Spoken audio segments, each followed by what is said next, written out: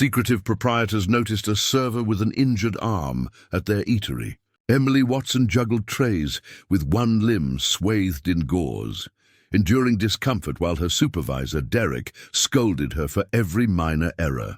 Patrons murmured, some sympathizing, others frowning at his harshness. Unknown to all, her wound stemmed from an incident, and Derek concealed a sinister secret. Observing from a side table, Arthur, the covert owner, sensed inconsistencies. The further he probed, the more alarming the reality grew. Before we proceed, if this is your initial encounter with our content, we'd cherish your click on the subscribe button. Your encouragement fuels our mission to deliver more compelling narratives. Stay until the conclusion. If this tale stirs you, share your reflections below and pass it to a friend. Now let's dive in. The eatery reeked of scorched coffee and sizzling bacon that lingered eternally. Breakfast rush filled the counter with lively chatter. The grill's sizzle and clatter of stacked dishes echoed. Amid it all stood Emily Watson. She stood out, not for causing a fuss, but for working like a trio combined. Her hair pinned neatly, apron already marked. She hefted hot cups in her uninjured hand, balancing platters against her side. Her other hand, the left, was bound in gauze up to her wrist. Keen observers noticed rigidity in her motions, a slight wince when her fingers grazed objects accidentally, yet Emily grinned regardless. That was her armor. Behind the counter, Derek lounged by the till, sneering as he issued commands. "Hurry up, Emily, don't make folks wait." "Think this is a handout?" His voice sliced through the eatery like a blade, loud enough for patrons to hear. Some glanced up, frowning, whispering. At table 3, 2 women in suits leaned in, voices hushed. "Poor soul. See her arm? She shouldn't be working." "Yeah, but Derek's relentless. Always picking on her. I don't know how she endures." Emily overheard them. She caught every comment, the chuckles, the sympathy, Derek's jabs. Each time she slowed, yet she persisted, because quitting wasn't a choice. Rent didn't pause. Bills didn't relent. By mid-morning, sweat pooled at her neck's base. Her healthy arm throbbed from bearing excess weight. She served table 6, murmured a gentle, "Enjoy your food," and turned, only to collide with Derek. The impact spilled a glass of water across his shirt. The eatery hushed. Derek leaned close, his breath sour with coffee. Careless again. Just seeking excuses, huh? A few patrons shifted uneasily. Someone muttered, "Give her a break, man." But Derek ignored them, eyes fixed on Emily like a hunter savoring the chase. She whispered an apology, reached for a cloth with her good hand, but he yanked it away. His lips twisted into a smirk only she saw, a sign this wasn't about the spill. It was about dominance, and the worst part? She knew why. Weeks prior, she'd overheard Derek boasting about pocketing cash from the till. She hadn't meant to eavesdrop, just tidying tables after hours when his voice drifted through the office's thin door. Initially, she doubted her ears, but closer listening confirmed it. Derek was pilfering. When he caught her in the hallway that night, frozen, she recalled the fury in his eyes, how his hand seized her wrist until it snapped. The agony brought her to her knees, but Derek only scoffed. "Careless, huh? Stay that way. One word about this, and it's not just your job gone." Now, with her hand bound and useless, she was branded as inept. By shift's end, Emily's body quaked from fatigue. She leaned against the back counter, whispering a silent prayer unheard by others. Unbeknownst to her, someone tracked her every move. Someone she assumed was just another patron grabbing a quick bite. And that quiet observer was about to alter everything. Most patrons came and went without much thought, devouring pancakes, tipping if generous, then hurrying out. But one man lingered. Older, perhaps late 60s, with silver hair neatly trimmed and boots worn by travel. Locals dubbed him the veteran for his upright posture and sharp gaze, even in silence. Most assumed he was a retiree passing time over eggs. None knew Arthur Whitman owned the eatery. For years, Arthur stayed anonymous, blending with regulars. He believed truth surfaced when people thought no one significant watched. That morning, Arthur stirred his coffee slowly, eyes on Emily. He'd observed her for weeks, always outworking others, always Derek's target. But today, with her arm wrapped tightly, it was starkly different. Every tray seemed a slip away from falling. Every smile seemed carved from pain. At a nearby table, two young men whispered loudly enough for Arthur to hear. "Man, that supervisor's got it in for her." "Yeah, others slack off, but he never calls them out. Just her." Arthur's jaw clenched. He'd run businesses long enough to spot prejudice and cruelty. Derek sauntered past Arthur's table, chuckling at his phone. When Emily asked for aid with heavy dishes, Derek didn't glance up, muttering, "Use both hands." "Oh, right, you can't." His laugh grated like shards on glass. Arthur stayed still, but inside his blood boiled. Later, as Emily cleaned a counter, Arthur saw a faint wince when her wrist bent too far. He noted how she avoided Derek, like someone who'd learned closeness meant danger. Something wasn't right. When the lunch crowd thinned, Arthur quietly requested the supervisor. Derek swaggered over, expecting a minor complaint. Cold food, bitter coffee. He smirked. Arthur shook his head. "Just curious about that server. She's hurt. Why's she on the floor?" Derek's grin wavered briefly, then returned. She's careless. Always botching things. Half the write-ups here are hers, but she pleaded to stay on shift, so I allowed it. I'm kind like that. Arthur nodded slowly, though each word from Derek reeked of deceit. Kind? No. He'd seen Derek's sneers, heard patrons' whispers, watched Emily endure pain to preserve dignity.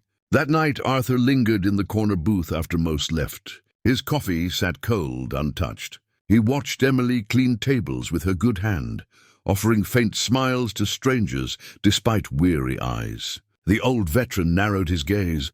If Derek claimed Emily was the issue, Arthur would uncover the truth himself. And if his suspicions held, someone in this eatery would regret underestimating both her and him. The next day, Arthur returned. Same booth, same coffee. To others, he was just the old veteran with nowhere else to be. But his eyes weren't on the menu. They were on Derek. Derek strutted between tables, joking with patrons, laughing loudest. But when Emily passed, his face tightened. Every move she made, he pounced. If she poured coffee slowly, he snapped his fingers. If she wiped a counter twice, he sneered about wasted effort. Arthur saw the pattern. It wasn't just criticism. It was deliberate targeting. When Emily dropped a fork, Derek shook his head theatrically, telling a nearby table, "See what I deal with? Always sloppy?" Patrons chuckled nervously, unsure if it was serious. Emily bent down, her good hand shaking, cheeks flushed.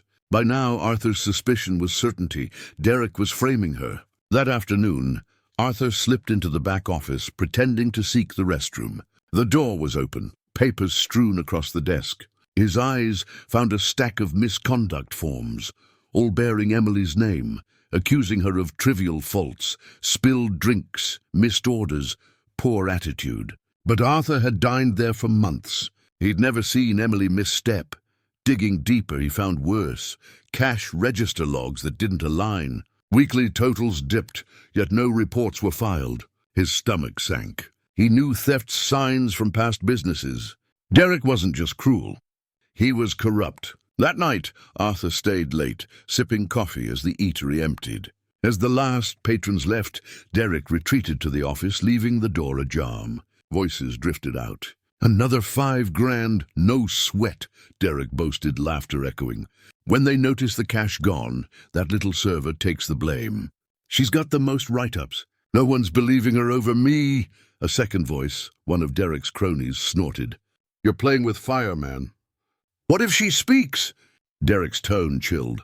"She won't, not with that arm." Broke it well enough to remind her who's boss. Arthur froze in the shadows, fists tightening, breath heavy. This wasn't just theft, it was abuse. Physical, deliberate, cruel. He thought of Emily smiling through agony, carrying on, and something inside him twisted.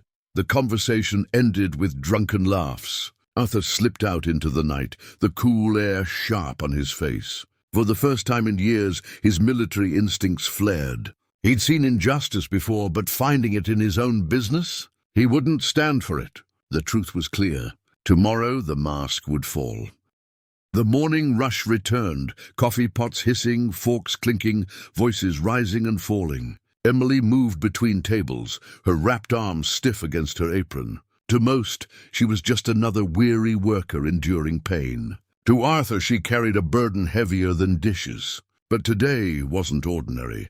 Arthur entered quietly, same boots, same jacket, but his shoulders held a new resolve. He wasn't a customer today. He was the owner. Derek stood by the counter laughing loudly, joking with two servers who rolled their eyes behind him. Seeing Arthur, Derek's grin faltered. "Back for eggs, huh?" Arthur didn't respond. Instead, he walked to the eatery's center and tapped his spoon against his cup. The soft clink drew curious glances. Conversations hushed. Forks paused. Emily froze mid-step, eyes darting to him. "Morning, folks," Arthur began, voice steady but firm. "Time you knew who I am." Derek laughed nervously. "What, writing a novel?" Arthur's gaze pinned him. "No, I own this eatery." Silence fell. A fork clattered. Emily's eyes widened, lips parting in shock. For years, no one knew the old man in the corner was their boss. Derek laughed again, face paling. "You're kidding." Arthur pulled a folder from his jacket, placing it on the counter. Papers spilled. Misconduct reports, financial logs, register copies. "I've watched enough." "I know what you've done, Derek. Every false write-up on Emily, every dollar you stole. And I know what you did to her arm." Gasps spread through the eatery. Patrons turned. The two women from table 3 whispered, "I knew it." "He's filthy," Derek stammered, voice breaking. "This is absurd. You can't prove—" Before he finished, 2 officers entered. Arthur had called them that morning. Their presence silenced the room.